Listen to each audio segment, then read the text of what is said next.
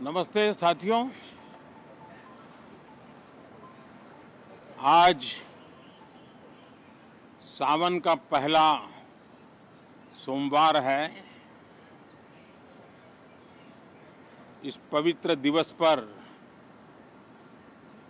एक महत्वपूर्ण सत्र का प्रारंभ हो रहा है और सावन के इस पहले सोमवार को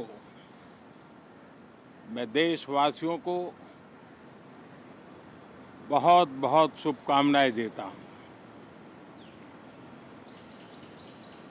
आज संसद का मानसून सत्र का भी आरंभ हो रहा है। देश बहुत बारीकी से देख रहा है कि संसद का यह सत्र सकारात्मक हो, सृजनात्मक हो और देशवासियों के सपनों को सिद्ध करने के लिए एक मजबूत नींव रखने वाला हो। साथियों,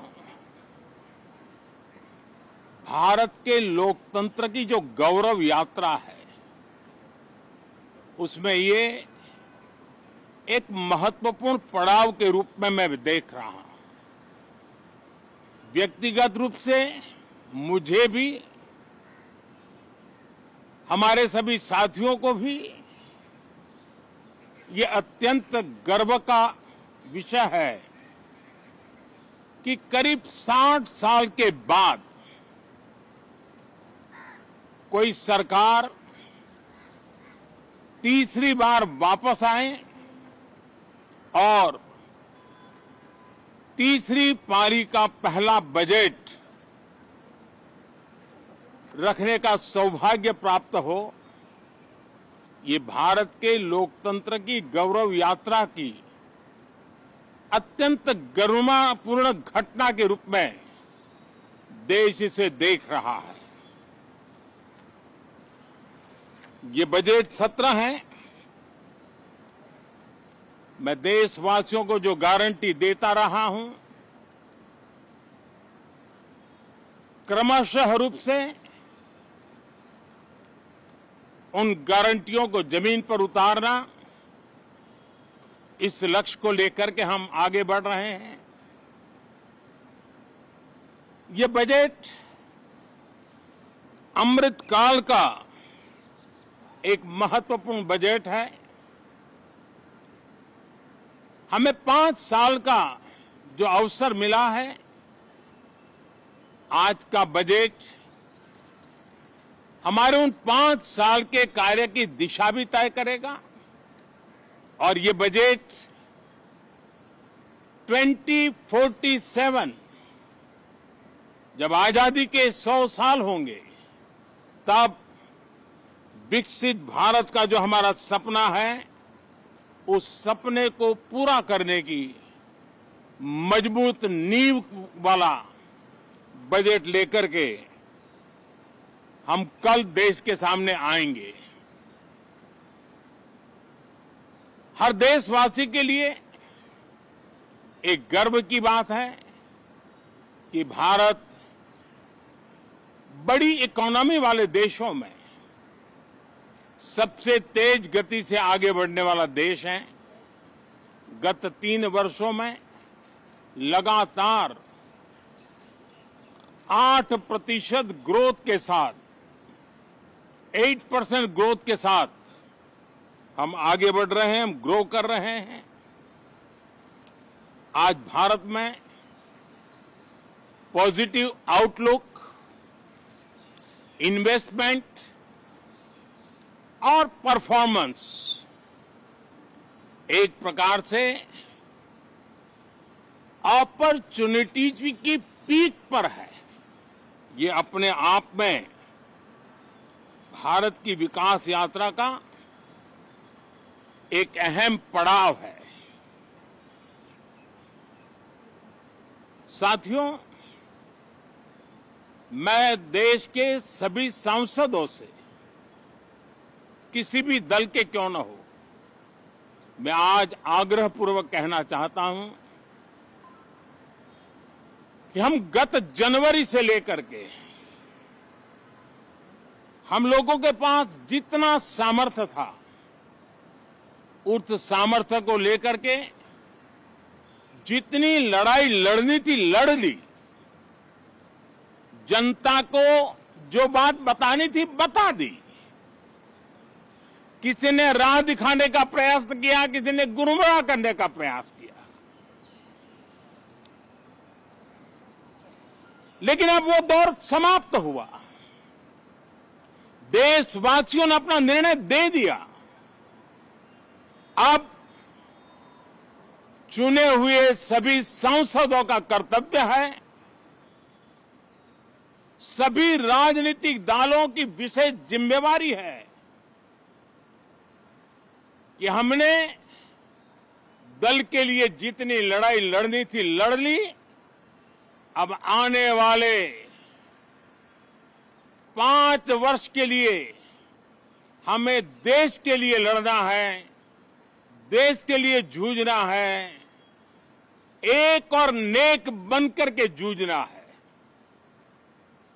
मैं सभी राजनीतिक दलों से भी कहूंगा कि आइए हम आने वाले 4 साढ़े 4 साल दल से ऊपर उठ करके सिर्फ और सिर्फ देश को समर्पित होकर के संसद के इस गरिमापूर्ण मंच का हम उपयोग करें।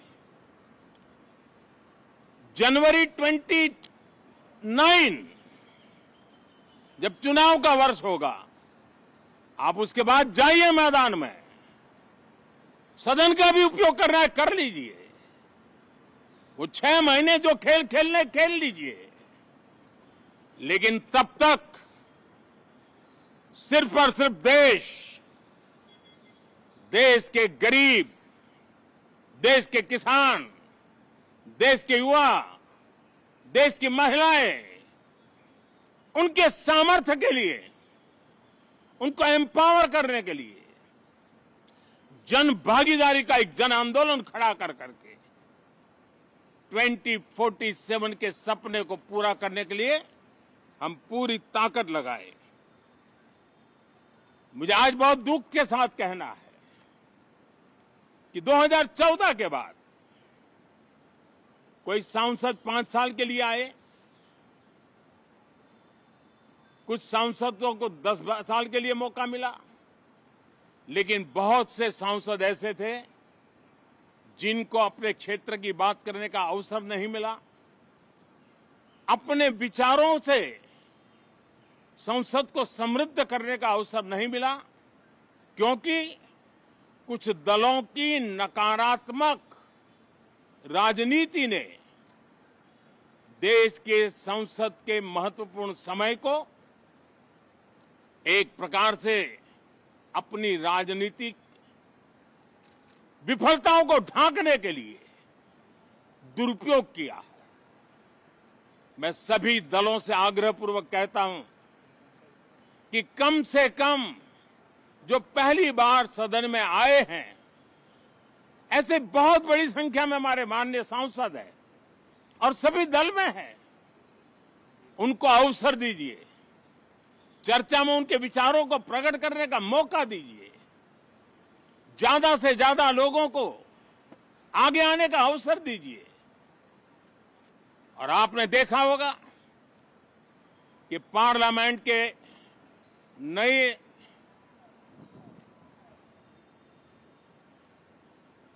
संसद गठन होने के बाद जो पहला सत्र था,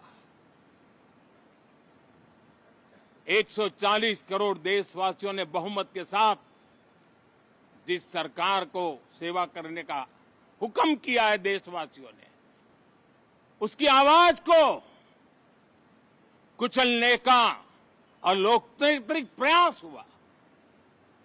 2.5 घंटे तक देश के प्रधानमंत्री का गला घोंटने का, उनकी आवाज को रोकने का, उनकी आवाज को दबाने का लोकतांत्रिक परंपराओं में कोई स्थान नहीं हो सकता है और इसका कोई पश्चाताप तक नहीं है, दिल में दर्द तक नहीं है। मैं आज आग्रहपूर्वक कहना चाहता हूं, देशवासियों ने हमें यहां देश के लिए भेजा है, दल के लिए नहीं भेजा है। ये सदन दल के लिए नहीं, ये सदन देश के लिए है। ये सदन सांसदों तक की सीमा तक नहीं है, 140 करोड़ देशवासियों की एक विराट सीमा तक के लिए है। मैं विश्वास करता हूं कि हमारे सभी माननीय सांसद पूरी तैयारी के साथ चर्चा को समृद्ध करेंगे।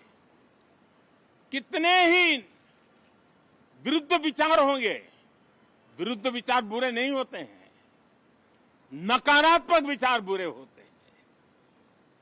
जहां सोचने की सीमाएं समाप्त हो जाती है, देश को नकारात्मकता की जरूरत नहीं है। देश को एक विचारधारा, प्रगति की विचारधारा, विकास की विचारधारा, देश को नई ऊंचाइयों पर ले जाने वाली विचारधारा से हमें आगे बढ़ाना होगा। मैं पूरा आशा करता हूं कि हम लोकतंत्र के इस मंदिर का भारत के सामान्य मानवीय की आशा आकांक्षाओं को पूर्ण करने के लिए सकारात्मक रूप से उपयोग करेंगे। बहुत बहुत धन्यवाद साथियों।